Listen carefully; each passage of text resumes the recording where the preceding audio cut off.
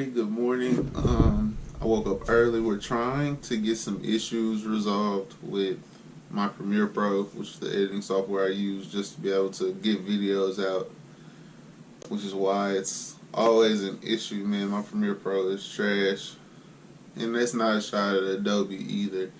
My computer in general is just really slow, and so it's made it really hard to get videos out.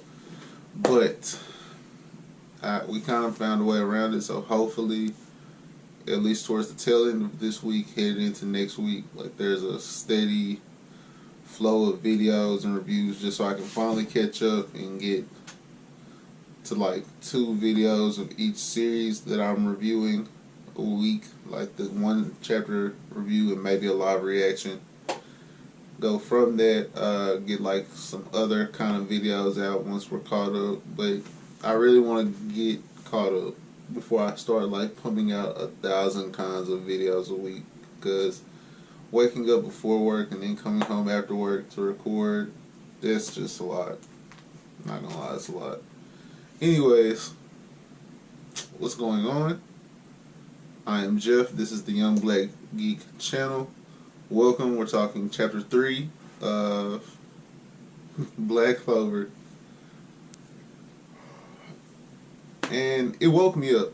I know I just yawned and had a moment where I was like, what did I read? But this chapter was really dope, man. Because we got 2 characters that I really like. It focused on 2 characters that I really like in this series so far. And we haven't gotten a broad spectrum of characters yet. But I'm very interested in Yami. I think that Yami is by far, he has the most interesting character design of the captains that we've seen like an in-depth view of, which is only like 3 or 4. You can kind of see like 7 of them, I believe. Like we've seen 7 or 8 of them in broad panel, but in terms of like some actual details, 3 or 4 really. And I think it's the fact that he's extremely like rough around the edges, and he has like this raw demeanor, and he's got like the style of captain. It's different from other leaders that we've seen in shows. I can't think. The closest I get to Yami is Captain Smoker, but he's like even rougher around the edges than that. And I guess it's the fact that of course he was going to take a chance on Asta's dream, because Asta stood 10 toes. He stood 10 toes down and proclaimed his dream in front of him with someone who he'd have to surpass to accomplish that goal.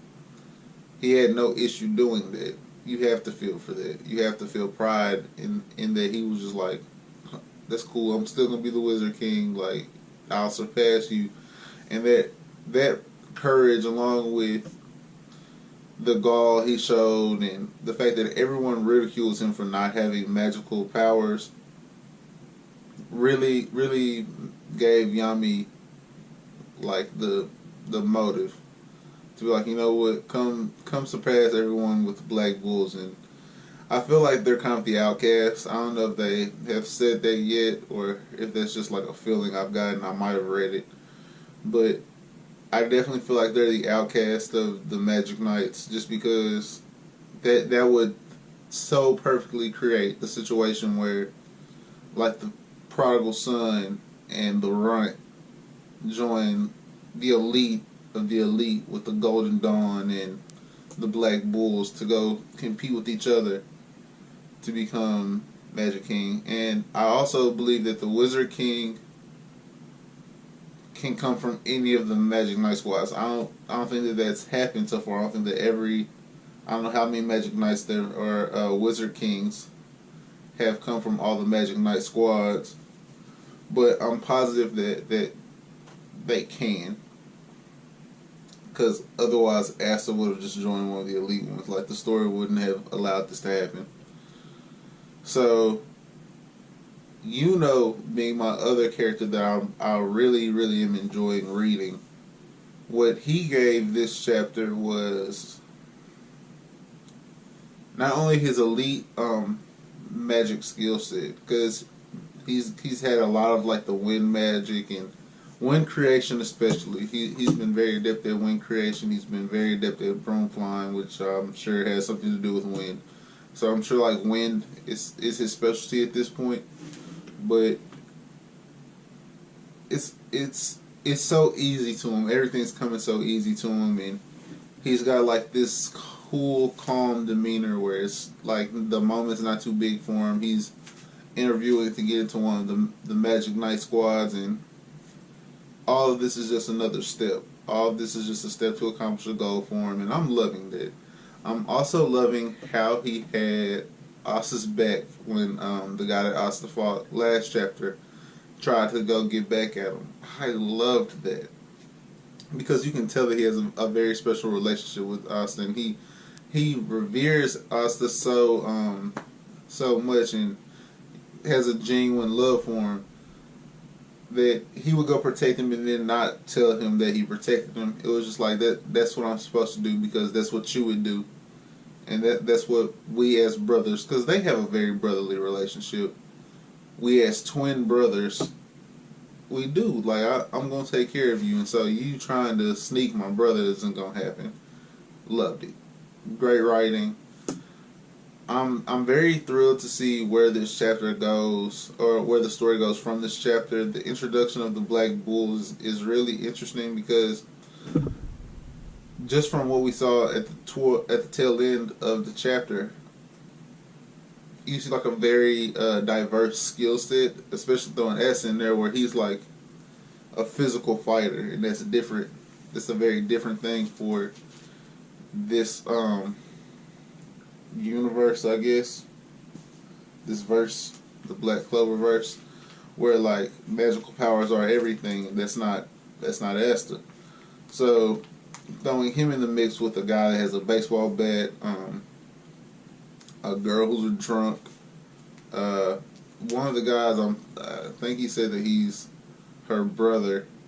They're destroying the house. We have one guy who has like horrible personable skills, and the other guy is like very full of himself, but he's like really good. He has a spatial portal magic that I thought that was really dope. Like I feel like that's very useful for travel. It eliminates the broom problems. They have like a very diverse group, so I feel like being able to sew all of those characters and those characters' issues and their powers together is going to be really interesting. As far as this chapter, I would give this chapter 4 out of 5 fire emojis.